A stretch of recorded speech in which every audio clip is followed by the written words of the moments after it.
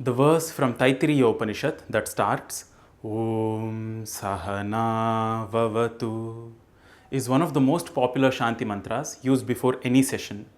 Be it a yoga class, a scriptural study, or just a casual meeting, these lines are chanted most often without the understanding of their meaning and many a times with multiple mispronunciations. In this video, let's look at the right way to utter these words, what they mean, and the significance of the entire chant. The Sanskrit channel is an effort to explore a vast variety of topics from original Sanskrit literature. If you wish to support this effort, consider becoming a sponsor on Patreon or make a one-time contribution through these options. Your support will help us improve the quality, length, and number of topics covered in our videos. Do check out all the links in the description below. Sahana Vavatu is an invocatory chant that is seen in the second section of Taittiriya Upanishad called as Brahmananda Valli. The words in this chant denote two entities. The word now in Sanskrit is used as an alternate form of avam, which is a dvivachana padam or the dual form word which means the both of us. So, whenever we chant this, there are two parties involved. The chant sets an ambience on how an interaction between these two parties should take place. This is why this chant is most suited for a class environment. The two entities could be a teacher and a student, a provider and a receiver, or just two people performing a task together. Coming to the actual meaning of the verse, let's look at it line by line. The first line says, Om Sahana Vavatu. The individual words in it are Om, Saha, Now, and Avatu. Om is the eternal sound of the source of creation that reverberates within the human body and across all creation. Should it be chanted as Om, or is it a combination of A, U, and I have made an entire video describing the meaning and the nuances of uttering Om. You can watch it here. The next words are Saha, which means together, Now, which means both of us, and Avatu, which means protect. May who protect the both of us? That is not explicitly mentioned in this verse because the gender of the doer or karta doesn't affect the verb or kriya in Sanskrit. It could as well be understood as may it protect the both of us. Adi Shankaracharya in his commentary of Taittiriya Upanishad says this it which is being referred to here is the knowledge of the source of creation called as Brahma Jnanam. So the meaning of the first line Sahana Vavatu is may the knowledge of the divine protect us both. Once protection is taken care of, the next aspect of survival is sustenance. And here comes the second line, Saha Nau Bhunaktu. Again, Saha means together, Nau is the both of us, and Bhunaktu is nourish. This word has similar origins as the word Bhojanam, which means nourishment. The meaning of the second line is, may it nourish us both together. We see that the first two lines have addressed the basic survival aspects of existence. May the both of us be protected and nourished together. Only after these two aspects are taken care of, we go towards activity. The third line says, Saha Viryam Karavavahai. Viryam in Sanskrit has multiple meanings. The literal meaning of it is energy. Karavavahai means let us generate. The line Saha Viryam Karavavahai says, let us generate energy together. This energy is a result of action which could be at various levels. It could either be physical, emotional, intellectual, or at an even subtler level. The next line directs the nature of this energy that is generated. Tejasvi Navadhitam Astu. The words are split as Tejasvi, Now, Adhitam, Astu. The word Tejasvi can be thought of as a bright and brilliant light. Now is again together, and Adhitam is that which has been attained. Astu is may it be. The literal meaning of Tejasvi Navadhitam Astu is may what we attained be bright and brilliant.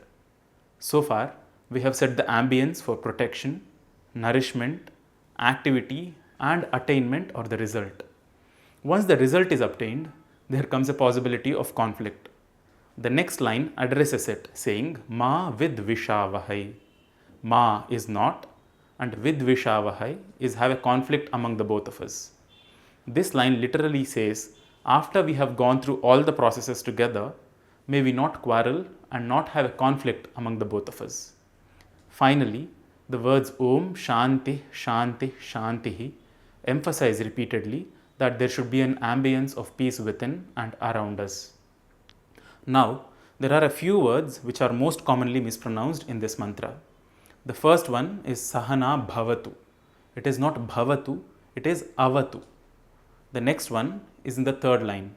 It is not Tejasvinavatiitamastu, it is Tejasvinavadhitamastu.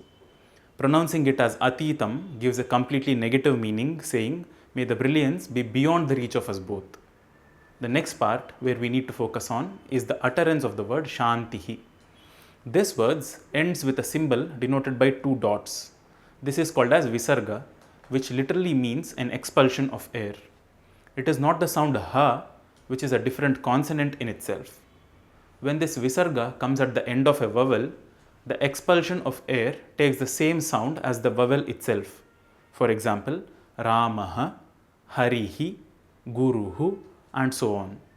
But when you have some other consonant to utter after the Visarga, you could just expel the air and move on to the next consonant without having to pronounce the preceding vowel. This is why, among the three repetitions of the word Shantihi, the first two seem to be cut short.